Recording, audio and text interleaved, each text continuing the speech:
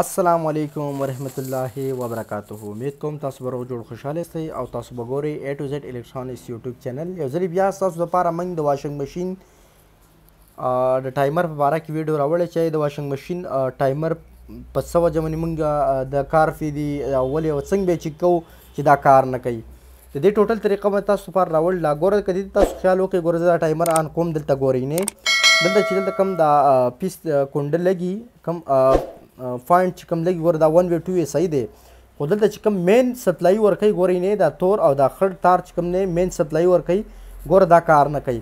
دا ګورئ زموږ ټایمر سټارټ دی بالکل زموږ واشنګ ماشین چې کوم دی هغه کار نه کوي.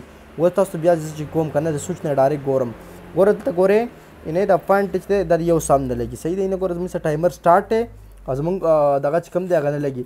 اکثر داسې ګوره وایي مکمل واشنګ ماشین کار پرېښود یار کار نه کوي که نه ټایمر ښه ټیک ټاک وي ګورئ نه دا میټر ما په خپل منځ کې چیک کو برابر دی د ټایمر سټارټ دی ګورئ نه دا بالکل کار نه کوي صحیح ده.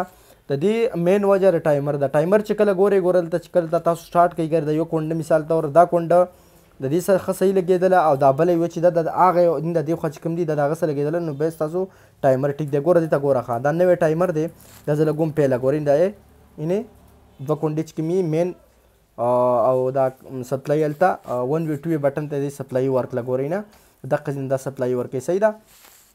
بیا دې خوا چې کوم تارونه تاسو ته په نظر باندې راځي نو دا د 1 وی 2 وی دپاره استعمالیږي.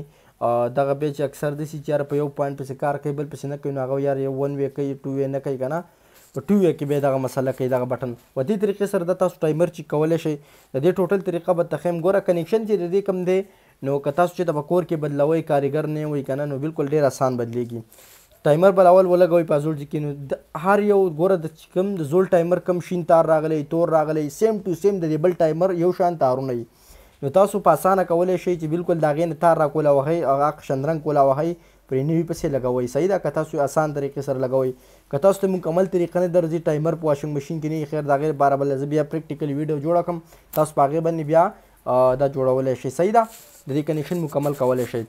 بیا به ګورل ته راشي نه دا تارونه چې کوم دي دا 1 وی 2 وی دپاره لګېدي دا دغه سره د کپسټر تار دی صحیح ده. دا یو مانټه کلر دی یو دا شین تار دی صحیح ده. بیا د هغه چې کوم تور تار راغلی دا ډایرکټ ټایمر ته کرنټ ورکوي نه او موږ چې کوم پوینټ مسله کوله د هغه ځای ډایرکټ تللی دلته اشارې له یو تار ورتلی شوی دی.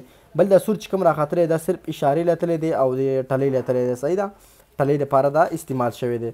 په دې طریقې سره تاسو د واشنګ ماشین ټایمر بالکل فټ کولی شئ. ډېره ایزي اسانه طریقه ده او که چاته مسلې بالکل زموږ سره په واتساپ باندې رابطه کولی شئ. دا یوه لنډه شانته ویډیو ما چې ستا ضرور شیر کړم. په دې طریقې سره ګوره تاسو واشنګ ماشین جوړولی شئ. دا ګوره زه چې کوم اوس د دې زور مور هر څه بالکل برابر دي.